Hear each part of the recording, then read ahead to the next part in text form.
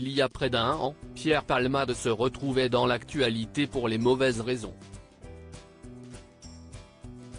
Responsable d'un grave accident de la route, le comédien a propulsé dans les journaux le nom du petit village où il possède sa maison secondaire.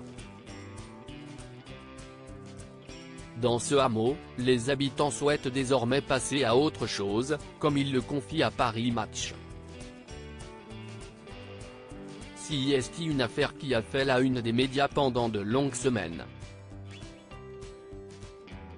Le 10 février 2023, Pierre Palmade a été à l'origine d'un grave accident de la route vers 18h45 à Villiers-en-Bière en Seine-et-Marne.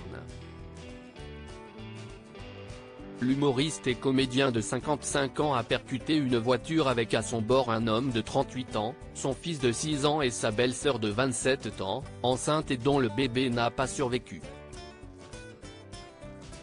De son côté, le complice de Muriel Robin pendant des années a été testé positif à la cocaïne et à plusieurs médicaments de substitution. Mis en examen pour homicide et blessure involontaire par conducteur ayant fait usage de produits stupéfiants en état de récidive légale. Arrêté et placé en détention à l'hôpital sous bracelet électronique, et avoir frôlé à 2 reprises la mise en détention provisoire, Pierre Palmade a depuis été remis en liberté sous contrôle judiciaire et s'est installé du côté de Bordeaux. En novembre, l'enquête a été bouclée et le dossier transmis au parquet de Melun pour réquisition. De son côté, la juge d'instruction a rendu ses conclusions, une grande étape bouclée pour la justice et le procès pourrait désormais avoir lieu au printemps prochain. Dans cette histoire, la commune de Cély-en-Bière, Seine-et-Marne, s'est retrouvée au cœur de l'actualité puisque c'est là-bas que le comédien possédait une résidence secondaire.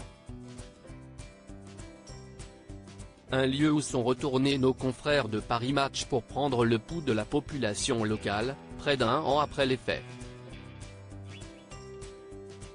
Le comédien aurait vendu sa maison dans le village, il se dit que la maison a été vendue cet été, informe un habitant de Cély-en-Bière.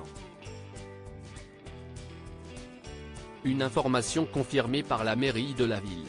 Un voisin de Pierre Palmade, dont les fournisseurs de drogue ont été condamnés, a bien voulu donner son sentiment à Paris Match, si est-il vrai qu'il y avait quelques va-et-vient devant chez lui. Moi je m'en fichais. Et tout le monde ici le laissait vivre sa vie tranquille. Mais si est-il vraiment dommage que ça se soit terminé comme ça. Maintenant, il faut passer à autre chose. Même son de cloche du côté d'une habitante de Cély-en-Bière, qui regrette avant tout que les choses aient mal tourné. On doit tourner la page. Si est-il malheureux ce qu'il s'est passé.